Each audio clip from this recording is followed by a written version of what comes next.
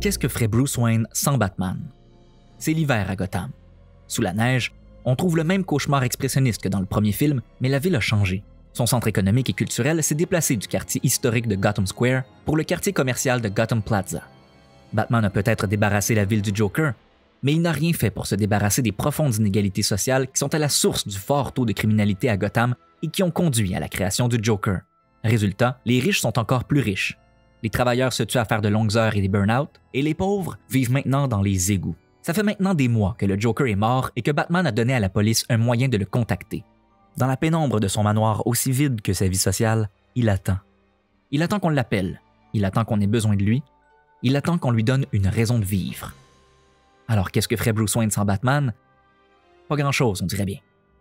Contrairement à lorsqu'on le voit pour la première fois dans le film de 1989, Bruce n'est plus confus au sujet de son identité. Il a fait son choix. Il a décidé de s'abandonner complètement à Batman et d'abandonner sa quête d'une vie normale. Avec 2 fois plus de budget que pour le premier film, Tim Burton a creusé 2 fois plus loin dans son imaginaire et dans ses références. 2 acteurs de One Flew Over the Cuckoo's Nest plutôt qu'un seul. Batman n'est plus confronté à un seul adversaire, mais à 3. Il s'agit de confrontations psychologiques, parce que le scénario de Batman Returns, écrit par Daniel Waters et Sam Hamm, n'est pas axé sur une intrigue, ce que les anglophones appellent « plot-driven ». Batman Returns est axé sur ses personnages. On s'en fout que Max Schreck veuille voler l'électricité des autres villes. On s'en fout que le Pingouin veuille devenir maire. On s'en fout que Catwoman soit en équipe avec lui ou non. Ce qui est important, c'est comment tous ces personnages vont s'affronter pendant qu'ils se trouvent chacun à un stade différent de la même quête, celle d'une vie normale. Bienvenue à Frank Movie Talks. Frank, c'est moi, et aujourd'hui, je vais explorer Batman Returns. Au début du film, Bruce Wayne n'a pas l'air de faire grand-chose à part attendre qu'on lui donne une raison pour enfiler son costume de Batman. Ceci étant dit, on le voit maintenant travailler fort, mais ça dure seulement une scène qui sert à montrer sa rencontre avec Selina Kyle, et celle-ci le rend de nouveau confus au sujet de son identité. This is Bruce Wayne. Yeah, we've met. Have we? Oh, I'm sorry. You know what? I mistook me for somebody else. Sorry. Le reste de son temps, Bruce préfère le passer dans la Batcave, à laquelle il accède grâce à un passage secret, même si Alfred et lui sont les seuls à vivre dans le manoir et qu'Alfred peut utiliser un escalier qui s'y rend aussi rapidement. Alors non seulement Batman a abandonné Bruce, mais il alimente son propre mythe même quand ce n'est pas nécessaire, même quand il n'y a personne qui regarde. Il a même amélioré son costume, fini les grosses joues ou le regard perdu dans l'obscurité. Maintenant le masque se marie au visage cinglé de Michael Keaton, à ses yeux démoniaques et à son sourire sadique. On excuse même l'erreur de continuité de son maquillage tellement c'est beau de le voir arracher son masque et rejeter son identité dans une tentative désespérée de convaincre la femme qu'il aime de rester la femme qu'il aime. Alors parlons-en de Selina Kyle.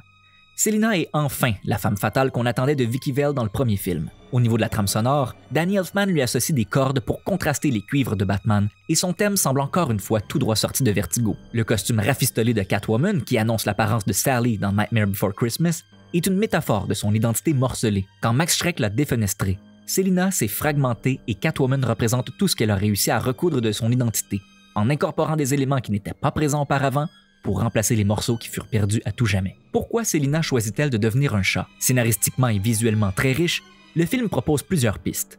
Bien sûr, après que Max Schreck l'ait tué, ce sont des chats qui la ramènent à la vie. Le chat est aussi le logo du magasin que possède Schreck, et donc le fait que Selina reprenne le symbole du chat pour le retourner contre Max pourrait être vu à la fois comme une vengeance et de l'empowerment. Quand Catwoman attaque le magasin de Max Schreck, elle s'en prend à la fois au capitalisme et au consumérisme, comme le Joker dans le premier film, mais aussi à la misogynie. I don't know whether to open fire or fall in love. You poor guys. Always confusing your pistols with your privates. Don't hurt us, lady. Our take home's less than 300. Or, la scène qui me paraît la plus importante pour expliquer pourquoi Selina choisit de devenir un chat, c'est celle où elle rentre pour la première fois dans son appartement. On y voit son chat qui représente tout ce qu'elle désire. La liberté, une vie active, pour ne pas dire sexuellement active,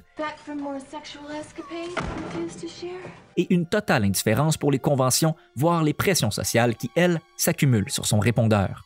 Selina, dear, it's your mother. Just called to say hello. Yeah, right, but I'm disappointed you're not coming home for Christmas. Tout au long du film, Selina hésite entre revenir à une vie normale ou s'abandonner complètement à Catwoman comme Bruce est abandonné à Batman.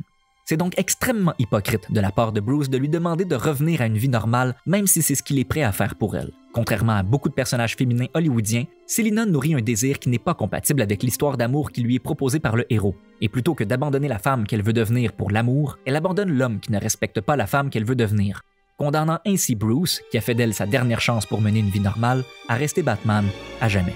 Au début du film de 1989, la caméra grimpait la tour de Grissom pour nous montrer à travers une version moderne du château de Dracula que c'est le crime qui règne à Gotham. Au début de Batman Returns, on a droit à une prise similaire, puisqu'à travers la tour d'un autre vampire, on nous montre que ce qui règne réellement à Gotham, c'est le capitalisme patriarcal. Je dis vampire parce que Max Schreck est le nom de l'acteur qui a joué le comte Orlok dans Nosferatu, la première adaptation filmique et illégale de Dracula, mais aussi parce qu'il a l'intention de sucer l'électricité des autres villes comme un vampire, et que lorsqu'il tue Selina Kyle, celle-ci revient à la vie vampirisée. Dans Batman Returns, tous les personnages sont des animaux. Batman est une chauve-souris, Catwoman est un chat, le pingouin est un pingouin, et Max Schreck est un milliardaire capitaliste. En d'autres mots, un vampire, en d'autres mots, une chauve-souris. Une chauve-souris milliardaire et capitaliste comme Bruce Wayne.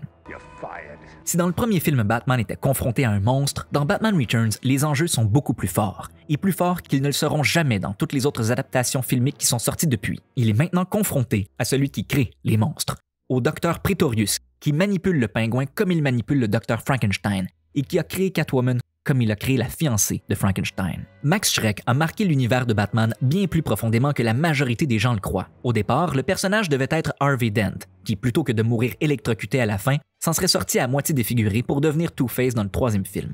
Il fut également question d'en faire le frère parfait d'Oswald Cobblepot, qui aurait eu droit à l'amour et à l'héritage de ses parents. Mais on a plutôt décidé d'en faire un nouveau personnage qui, dans la grande tradition des films d'horreur les plus classiques, nous fait comprendre que les monstres sont en réalité des victimes et que derrière chacun d'eux se cache un capitaliste. Derrière chaque homme se cache un tout-tu.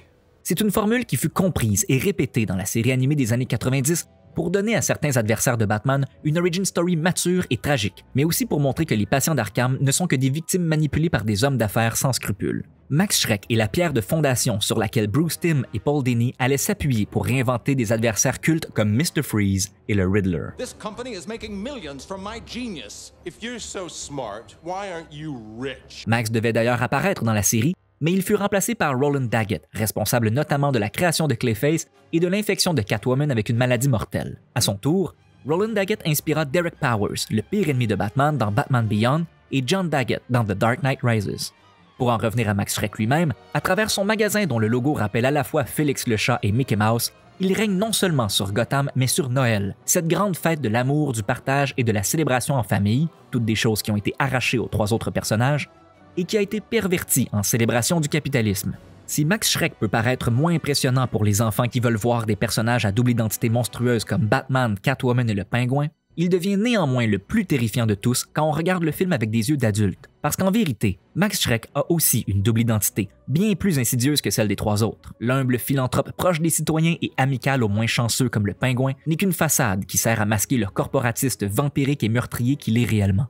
Et il est le seul des 4 personnages à pouvoir mener une vie normale malgré cette double identité. Contrairement au Pingouin et à Catwoman, il appartient au monde réel, celui dans lequel les monstres ne ressemblent pas à des animaux, celui dans lequel il n'y a pas de Batman pour l'arrêter. Mais Batman Returns est encore plus innovateur puisque Batman n'est pas le personnage principal du film. Cette place est réservée à Oswald. Le film s'ouvre sur son origin story, une version tordue du mythe de Moïse, et à la fin, plutôt que d'abattre la 10e plaie d'Égypte sur les premiers-nés, il tente de kidnapper les nouveaux-nés. On peut aussi comparer le Pingouin à Jésus, puisqu'il naît aux environs de Noël et qu'il meurt à 33 ans. Mais c'est bien sûr avec Bruce qu'on doit le comparer. Comme lui, Oswald appartient à l'élite aristocratique de Gotham, mais son traumatisme est bien pire que celui de Bruce. Il n'a pas perdu ses parents parce que ceux-ci ont été abattus dans une ruelle, il les a perdus parce que ceux-ci l'ont jeté dans les égouts. Contrairement à Batman, à Catwoman et à Max Schreck, Oswald n'a pas choisi de s'abandonner à une deuxième identité monstrueuse. Il se l'est fait imposer par son physique après qu'on l'ait dépouillé de son identité aristocratique, pour ne pas dire humaine. Et ce que le Pingouin veut, c'est se réapproprier cette identité. Il n'a jamais eu droit à une vie normale comme Max Schreck, il n'hésite pas entre une vie normale et anormale comme Selina Kyle, et il n'a certainement pas abandonné l'idée de mener une vie normale comme Bruce Wayne.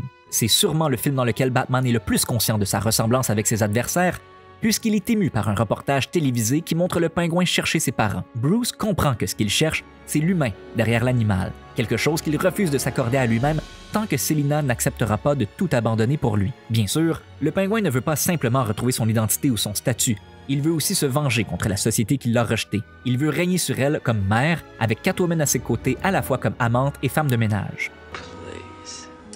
I wouldn't touch you to scratch you. En tant que héros, ou plutôt anti-héros du film, le Pingouin de Batman Returns est un personnage qui possède plusieurs facettes magnifiquement illustrées dans les nombreuses variations que Danny Elfman donne à son thème. Une marche à la fois lugubre et comique, souvent accompagnée par des voix d'enfants. Tantôt une légende urbaine grotesque ou un phénomène de foire blessé, tantôt un baron du crime misogyne et infanticide, il est à la fois un héros, un vilain et ultimement une victime.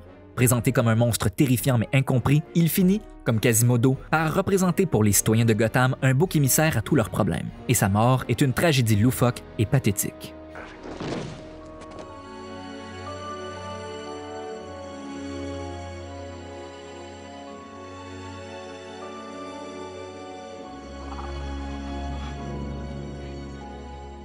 Alors, qui des 4 personnages réussit le mieux à tirer son épingle du jeu dans ce film quasiment dépourvu d'intrigue, mais débordant de développement de personnages? Le Pingouin perd dès le début, lorsqu'en une seule scène, il passe du manipulateur au manipulé, et sa défaite est encore plus cuisante à la fin, quand il abandonne lui-même son humanité pour donner raison à tous ceux qui l'ont rejeté et qui toute sa vie l'ont appelé Pingouin.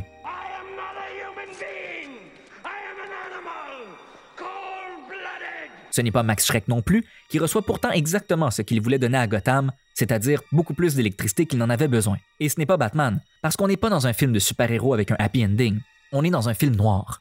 Forget it, Bruce, c'est Gotham.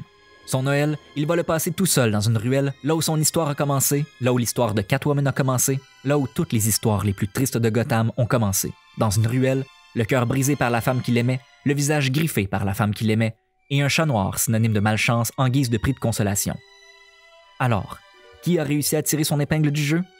Celle qui réapparaît dans le dernier plan du film. Un plan qui rappelle le dernier du film de 1989 pour nous faire comprendre que sa décision est prise. Alors que Selina dépassait du costume de Catwoman quelques minutes auparavant, voilà maintenant que le costume s'est complètement refermé sur Selina. Comme toujours, merci pour votre écoute et comme toujours, j'espère que vous avez apprécié. Cet épisode conclut mon exploration de la duologie de Tim Burton, qui reste encore aujourd'hui l'adaptation la plus poétique et la plus riche de Batman au cinéma. Le ton change par la suite avec la duologie de Joel Schumacher, mais avant d'en parler, je vais faire un petit arrêt dans un autre film de Batman sorti au cinéma entre Batman Returns et Batman Forever. Pour ne pas le manquer, n'oubliez pas de vous abonner à la chaîne et de l'encourager en cliquant sur le petit pouce en l'air. Well, come what may. Merry Christmas, Mr. Wayne. Merry Christmas, Alfred. Goodwill toward men.